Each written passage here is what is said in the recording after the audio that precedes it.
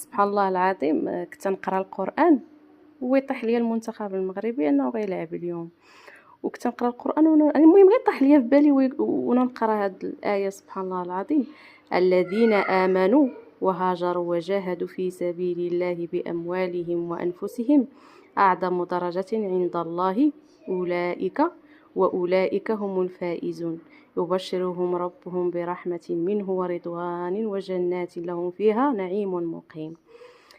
جاتني سبحان الله العظيم انا غير فكرت فيهم قلت وما كنت نقرا القران وجاوني في بالي وانا نقرا ويجيني هاد الايه قدامي نيت انا تنفكر وهاد الايه سبحان الله جات مباشره في ديك فاش فكرت فيهم: الذين امنوا وهاجروا وجاهدوا في سبيل الله باموالهم وانفسهم اعظم درجه عند الله واولئك هم الفائزون.